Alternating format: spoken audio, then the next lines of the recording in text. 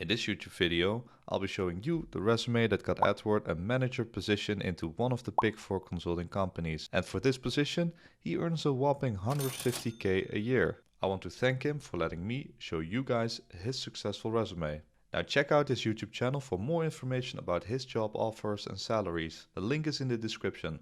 Now in this video, I will quickly go through his successful resume, and after that I will provide you with the most important resume tips that could land you plenty of job interviews. So without further ado, let's jump right into his resume. Now before we zoom into each section, I first want to talk about the layout of this resume. Now the way you format and lay out the content of your resume is just as important as the actual content itself. Therefore, I would advise you to download matching and professional looking resume and cover letter templates to make your submitted documents look really neat. Now, if you are interested, click on the link in the description down below.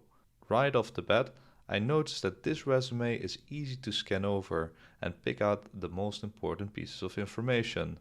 Now, he managed to fit all of his qualifications and working experience on a one-page document, and he also highlighted sections by using bold titles and bullet points, which is perfectly done. After that, you need to include a summarization of your profile. So give a short summarization of what kind of position you are targeting, and then provide information that the readers need to know about you and give teasers for the rest of your resume. So make sure they actually want to read the rest of your resume. After the short summary, you need to start with your working experience and put your degrees at the bottom. Now we can see that this criteria is successfully implemented by Edward.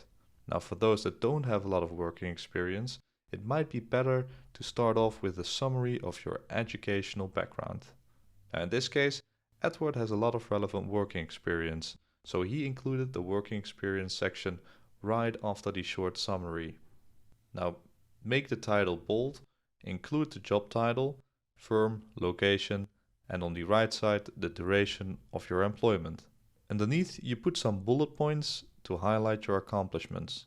Now what I would recommend is to start each sentence with an action verb, just like Edward did here. So leading an identity and access management implementation, or developed functions, or updated customer service, etc.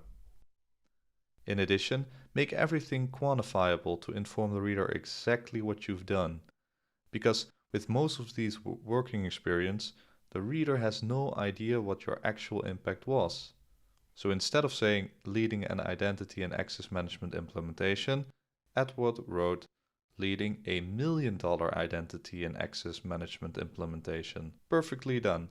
Or instead of saying increased retention rates, write something along the lines of increased retention rates by X percentage in date. So make it measurable if possible.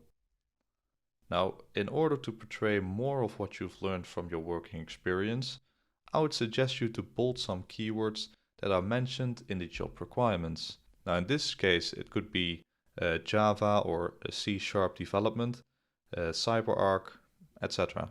Next up, Edward covered some of his activities and interests because he wanted to show that he knew how to act as an all-round technical lead.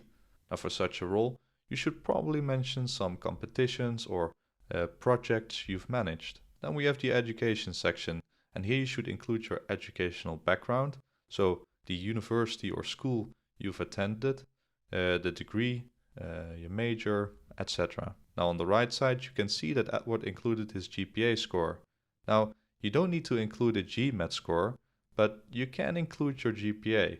But I suggest you to only include it if it's above 3.5. Next up, we have the special skills section. So look for skills, tools, or managerial qualifications that they are looking for in the job description, and add those to your technical skills section. Okay, now if you still have some space, you can always describe miscellaneous activities, leadership positions, or other extracurricular activities, but related to the field that you are going into. Make sure, especially for those that don't have a lot of relevant working experience, to keep your resume on a one-page document. Next up, I want to cover some of the most important tips for writing a successful resume. First off, pick a suitable font and font size that is easy to read. Calibri, Arial or Times New Roman will do.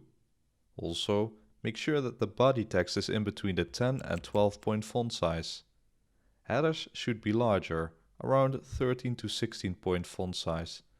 Secondly, a professional resume has margins of 1 inch on all sides, which is similar to the normal settings in Microsoft Word.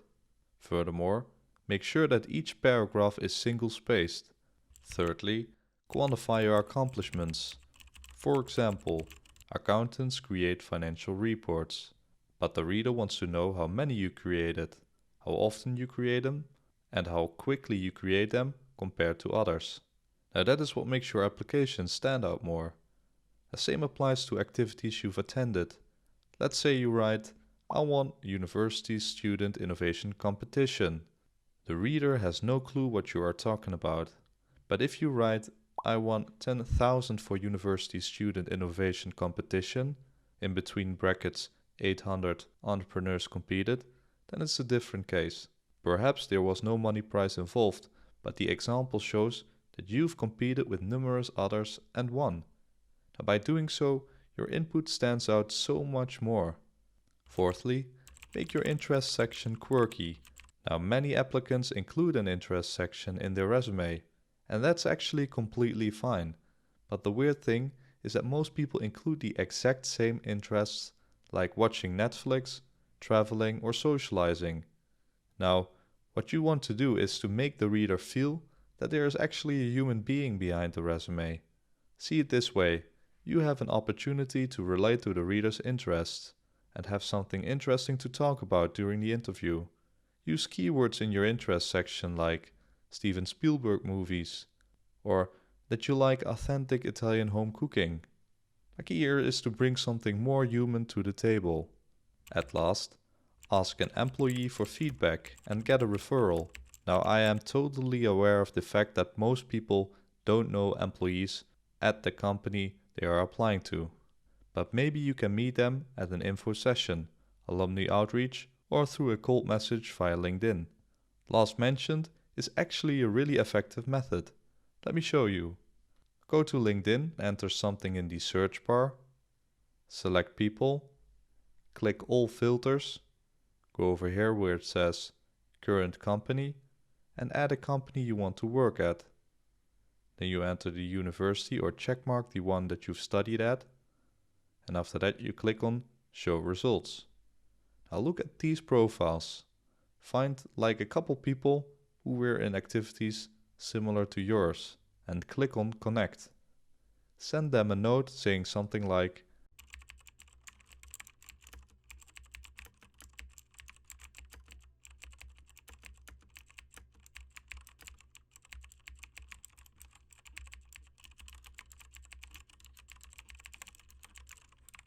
now you will often get a message back like, and then you can continue the conversation.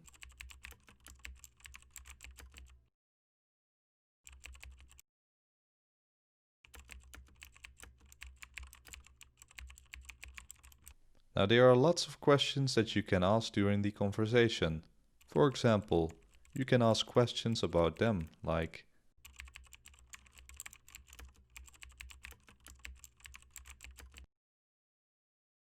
or about the company.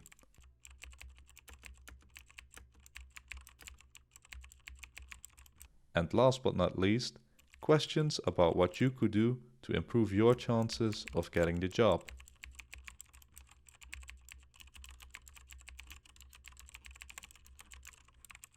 Now if the conversation goes well, oftentimes they will say that they will send your resume over to someone or send you a referral link. Oh, and remember, don't ask for it. They know why you are calling. Oftentimes, they get some sort of commission if they refer a candidate that gets hired. Okay, that's it for this YouTube video. Now, if you've made a successful resume or have any questions, then let me know in the comment sections down below and I'll respond as soon as possible. Also, if this video was helpful, then a like and subscribe is greatly appreciated. Now check out my other videos if you want more information about writing resumes or cover letters. For now, thanks again for watching and see you next time.